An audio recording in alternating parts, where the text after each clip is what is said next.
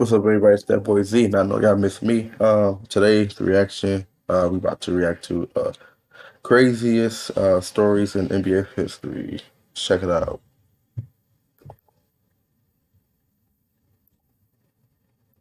NBA player almost died in the middle of a game.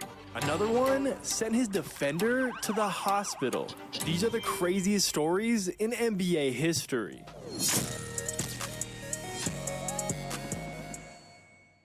So I would say After losing to the copyright. Warriors in the NBA Finals, LeBron was ready for a vacation. So he took his best friends Chris Paul, D Wade, and Melo to the Bahamas. And everything was going perfect until they decided to take a boat out to try a little bit of snorkeling and managed to find a cave with all sorts of wildlife.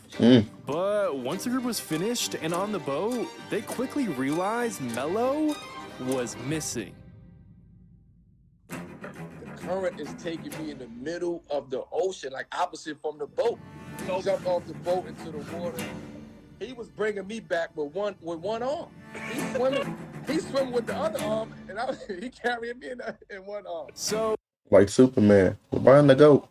you're telling me LeBron has to carry his teammates and Carmelo? Yeah.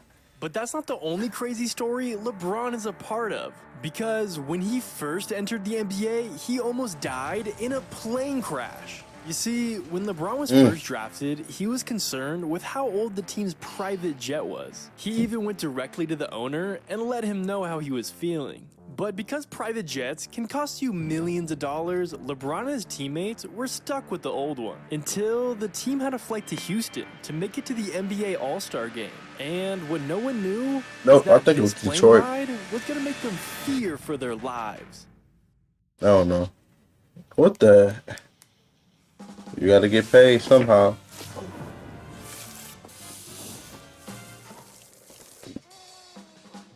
You add. I made you pancakes too. With the Block Ed. What the hell? Hold on. What's going on? No today. The second the plane was in the air, LeBron knew that something wasn't right. The lights started flickering on and off, Oh yeah. and the plane It's had time to so get. much turbulence, it caused It's time to get off that plane. multiple people to throw up. It even left the flight attendant with a broken ankle. But the worst part was, LeBron and the rest of the passengers started seeing smoke coming from the kitchen. Imagine being 40,000 feet in the air and you see smoke coming from your plane. Luckily, everyone made it safe, and the Cavaliers owner was able to buy another jet. Should have been bought LeBron's another not one. the only player with a crazy story, because this next player almost had their career ended. It was just another day for Steph. Oh yeah. Hold on. Hold on. That's why. No, it's at 720. Let me go to 1080 HP.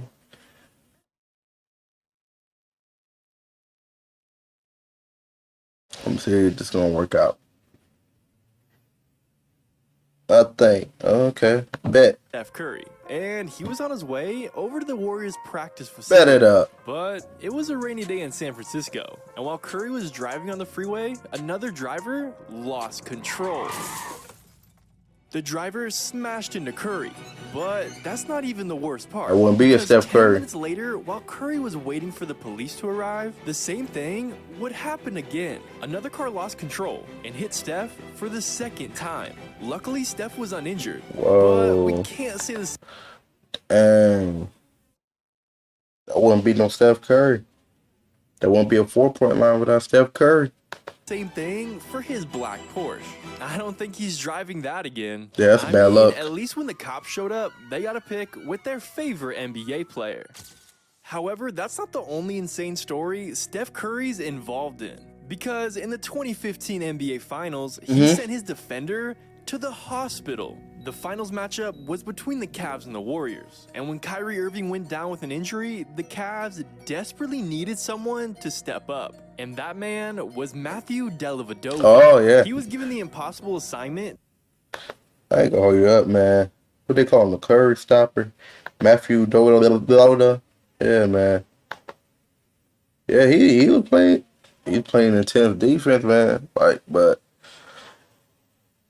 like, this man is a prime example of you can't stop Steph Curry if you try. To guard Steph Curry for the entire game. And he did just that. He was giving Steph Curry problems all night. But after game 3, something was different. After playing 38 minutes, when Matthew went back to the locker room, he couldn't control his body. First my quads both cramped, then my hammies, then my adductors. I couldn't move off the training table. The Cavs medical staff was aggressively rubbing ice all over Matthew's body, while at the same time putting IVs into his arms. The doctors were trying everything. Just to keep up with Steph Curry? Dehydration and a full body cramp. Oh, Once the doctors man. finally got his body under control, he was sent to the hospital, where he would stay overnight.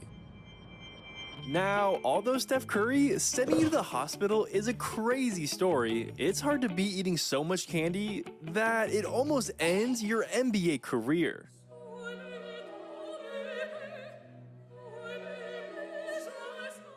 For almost a decade, while Dwight Howard was blocking and dunking on everyone, he was also struggling with a crippling addiction. We get Tootsie Rolls, lollipops, Skittles, Starburst, Twix. Dwight Howard was like an old man. Snickers, every candy you can think of. Dwight Howard was like an old man that could tell you stories back in the day of the NBA.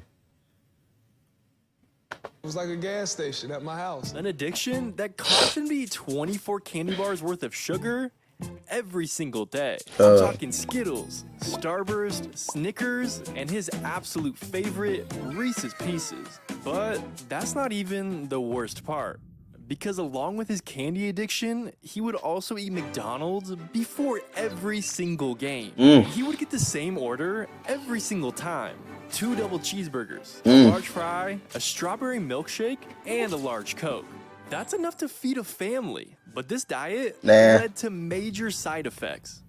Dwight was then traded to the Lakers at 27 years old. And he didn't know it yet, but this trade would save his life. When he got to the Lakers, he started feeling tingling in his legs and fingers. This was when the Lakers nutritionist completely switched his diet and might have saved his life. I just have to know how he was able to play in the NBA with that diet. Now, having a diet almost end your NBA career is pretty bad. But have you ever forgotten to switch your Twitter account? No? Well, Kevin Durant did. After KD left the Thunder to join the Warriors, he became that's the man right there, KD. Yeah, I'm a KD boy.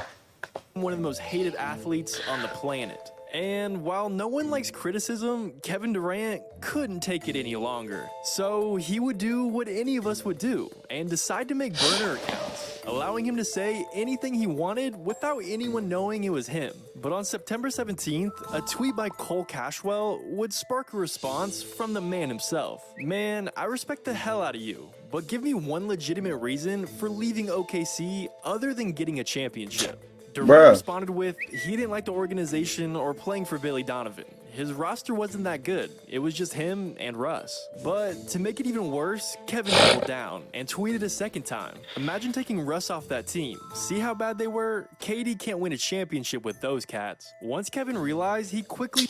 Bruh. You don't gotta get an explanation on why you left OKC, man.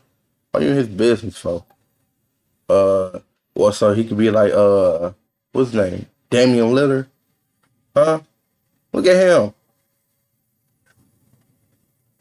I mean, yeah, Antetokounmpo, he did it, but he only been on the team for a few years.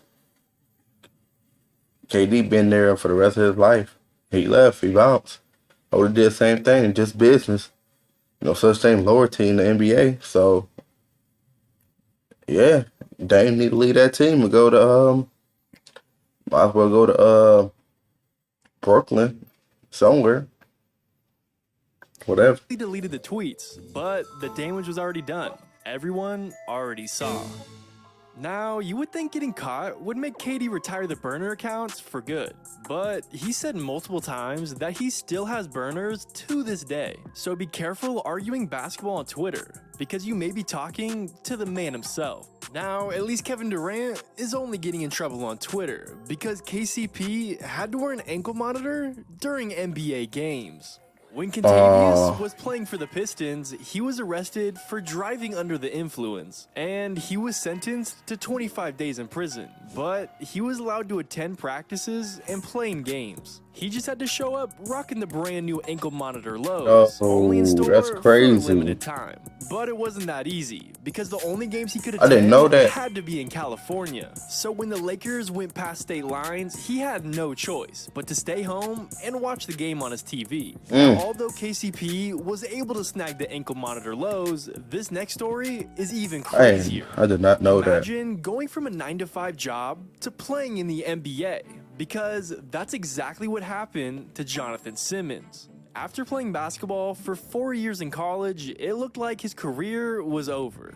But that's when the San Antonio Spurs were hosting open tryouts. The only requirement was a $150 registration fee, and Simmons made the most of his opportunity. Not only making the Spurs G League team, but also making the Spurs' actual roster. For 2 years, he balled out and ended up signing a 3-year, $20 million deal with the Orlando Magic. Yeah, that's right. My man turned a $150 tryout into a $20 million contract. That's a lot. And when asked about his legendary story, he said he almost gave up on basketball. He was moving back home to get a 9-to-5 to support his 4 daughters. He said, I was just gonna wing it. I'm gonna wing this ad too. But, the best editor on YouTube. Bam. There you go. Voila, magic. To talk about this next story, we have to go back to the 2008 NBA Finals. Celtics vs. Lakers, the greatest rivalry in NBA history. Game 1, the Lakers had a 2-point lead. Paul Pierce was guarding Kobe Bryant, and after he made a tough bucket, Pierce would fall to the floor, grabbing his knee. It seemed like time stopped. Everyone in the arena was holding their breath. And it got even worse when 3 of his teammates had to lift him up onto a wheelchair to be taken to the locker room. All the Celtics' hopes to win the finals were gone in an instant. But when all hope was lost, only 2 minutes later, Pierce was spotted jogging back to the bench. This messed up the whole video. From the crowd, Pierce was ready to go back into the game. The Celtics. This messed up the whole video, bro. Dang. I don't care. Oh, hell no.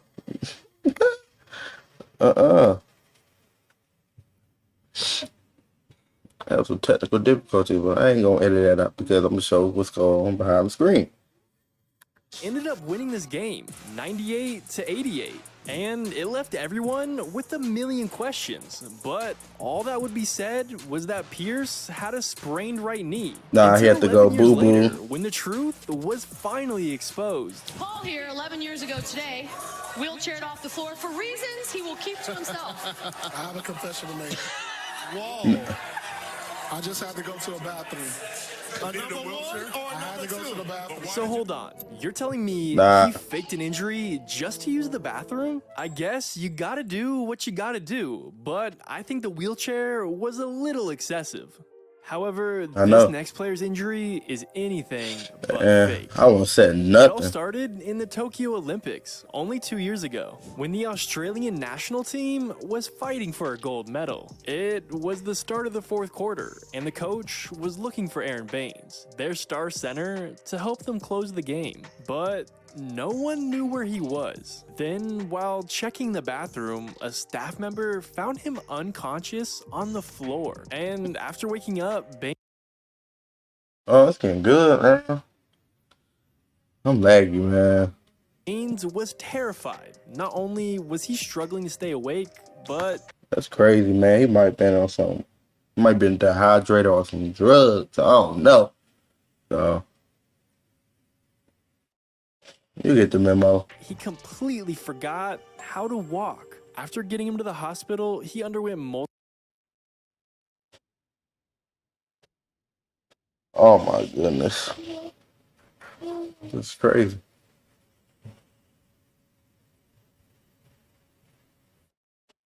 Crazy. Look at that. Multiple scans, and the MRI would show he had internal bleeding that was putting pressure on his spine. For nearly 2 weeks, he focused on only trying to stand, and then he would work his way up to learning how to walk again. But even with all the good news, everyone was still confused. What happened to Aaron Baines? Well, just 3 days before they found him unconscious, he had a different accident. During halftime, he went up for a regular dunk, but instead of landing like he normally would, his hand slipped, and he fell on his back and neck. Although he was okay, this would lead to his life completely changing. Baines said he only remembers running to use the bathroom. After that, nothing. Taking 2 major falls and landing on his neck and back led to Baines almost being paralyzed. But luckily, he's trying to make a comeback to the NBA. But the NBA is pretty strict. Don't believe me? Well, check out these accessories that are big. Yeah, all that la video messed up. We're gonna catch you in another video. So, yeah.